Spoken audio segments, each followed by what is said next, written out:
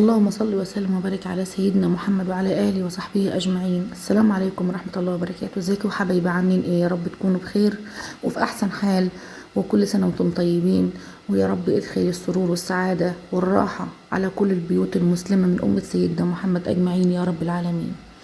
فيديو النهارده يا جماعه فيديو يعني ايه، غريب شويه. انا من العاده ان كل فتره بحاسب فيها نفسي، كل فتره زمنيه قصيره يعني بشوف نفسي بقصر في ايه وبغلط في ايه، وبحاسب نفسي كتير بصراحه يعني. فلقيت ان انا اهملت اولادي الفتره اللي فاتت، ما بذاكرش معاهم ومش واخده بالي منهم خالص، خصوصا ان هم قعدوا فتره طويله جدا ما بيروحوش الدروس بسبب تعبهم، كان جالهم شويه برد وسخونيه، فانا خفت عليهم يخرجوا يروحوا الدروس وكده.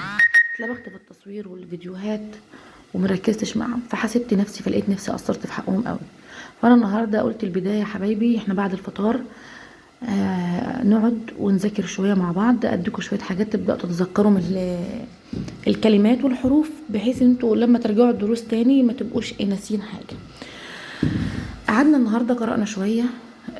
طبعا زاد عنده 4 سنين بياخد بس حروف، بدأت ان انا اديله كلمات مدمجة صغيرة كده زي انا وزي احب وحاجات من دي صغيرة، والحمد لله بدأ يستجيب معايا وبدأت امليه الحمد لله رب العالمين.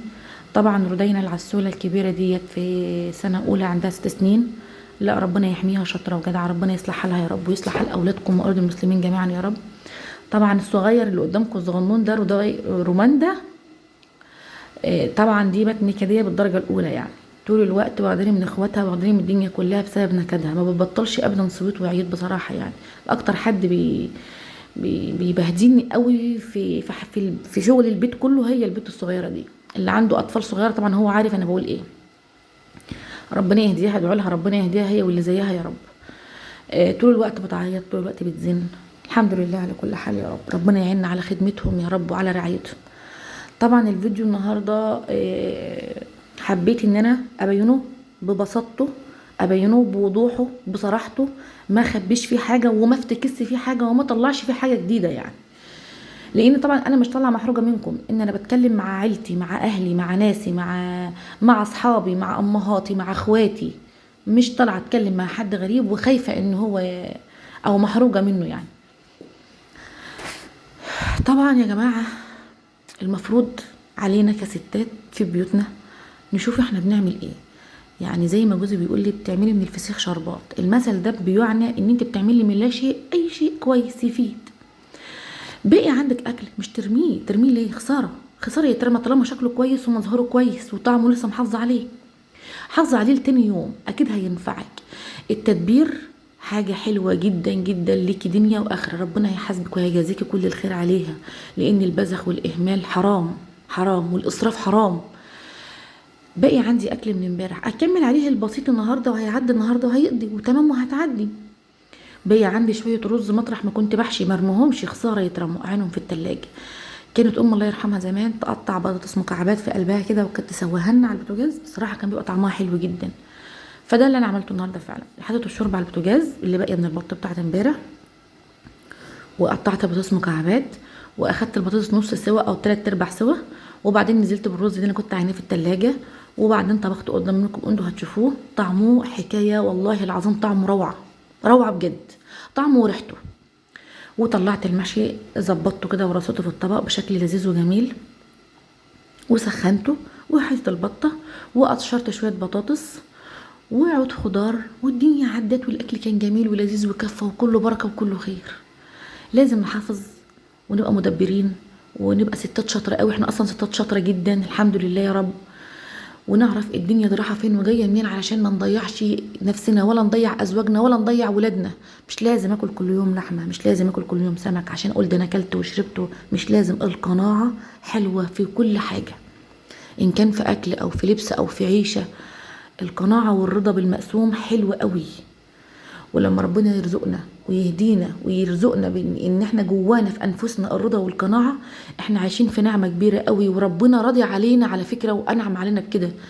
اما وليعوذ بالله اللي لا عنده لا نفس راضيه ولا القناعه، فيستغفر ربه ويسترجع حساباته ويعيد، لان لازم يبقى عندي القناعه عن رضا وعن طيب خاطر ان ربنا مش هيديني حاجه ابدا وحشه، ممكن تبقى عندك حاجة ما هيش عندي، ممكن يبقى عندي حاجة ما هيش عندك. انت واخدة حقك وانا واخدة حقي، وكل انسان في الدنيا واخد حقه بما يرضي الله. ربنا ما بيظلمش عبد في الدنيا ابدا، واذا ابتلانا في الدنيا فتعويض في الاخرة. فلازم يبقى عندنا قناعة، ولازم الست نفسها ما تبصش لحد، ما تبصش لجارة، ما تبصش لقريبة، ما تبصش لأي حد في الدنيا. بصي على حالك وبصي على عيشتك، واحمدي ربك انك افضل من ناس كتير قوي. انا في فيديو شفته لطفل، اقسم بالله العلي العظيم، يمكن انا شايفاه بقالي ما كملتش شهر. انا كل ما باجي اكل وافتكر الولد ده، اقسم بالله انا بستحرم الاكل وداخل بقي، وبيصعب عليا قوي حالي ان انا قاعده باكل وبشرب، وفي طفل مسلم، مسلم او غير مسلم، بيطلع الحشائش من الارض، العفش اللي في الارض وياكله. اعتقد في كتير قوي مننا شافوا على النت طبعا، وعمال بياكل. طفل تاني عمال بياكل وهو بيعيط. المشهدين دول ما بيفرقونيش ابدا. فاحنا في نعمه كبيره كبيره كبيره، كفايه ان احنا عايشين في بيوتنا في امان. في غلو مش مشكله، هتعدي مرحله وهتعدي، وازمه وهتعدي، وياما عدت علينا مراحل، وياما هتعدي علينا مراحل برضو. لازم نخلي بالنا، نخلي بالنا ان العيشه ديت او الحياه دي كفاح. كافحي فيها، كافحي مع زوجك، كافحي مع اولادك، كافحي مع اهلك، كافحي مع نفسك انك تكوني افضل وافضل وافضل عند ربنا، مش افضل عند العبد. اوعي تبصي دايما انك ترضي الناس، محدش فينا هيقدر يرضي الناس. ان رضيت واحد مش هرضي 10 قباله او 100 قباله. كل واحد يعمل اللي يملاه على ضميره قدام ربه. احنا هنتحاسب وهنتسأل، وهنتحاسب في الدنيا وهنتحاسب في الاخره، وكل حاجه بنعملها هنتحاسب عليها. فيا ريت كلنا نتقي الله، نتقي الله في امورنا وفي كلامنا وفي افعالنا وفي نظراتنا وفي اللي بنعمله في بيتنا وبنعمله في حياتنا كلها. هنلاقي ان شاء الله، ده ربنا بيقول من يتقي الله يجعل له مخرجا. ربنا اللي بيقول، مش انا اللي بقول. وطبعا انا كلامي طول قوي النهارده عليكم، بس هي كانت دردشه مع حبايبي. اللي بيحبوني قوي هم اللي هيسمعوني، واللي ما بيحبنيش ربنا يهديه، فانا بحبه في الله. وربنا يهدينا جميعا ويصلح حالنا جميعا، وتعدي الايام وتعدي السنين وتعدي كل الدنيا على خير يا رب.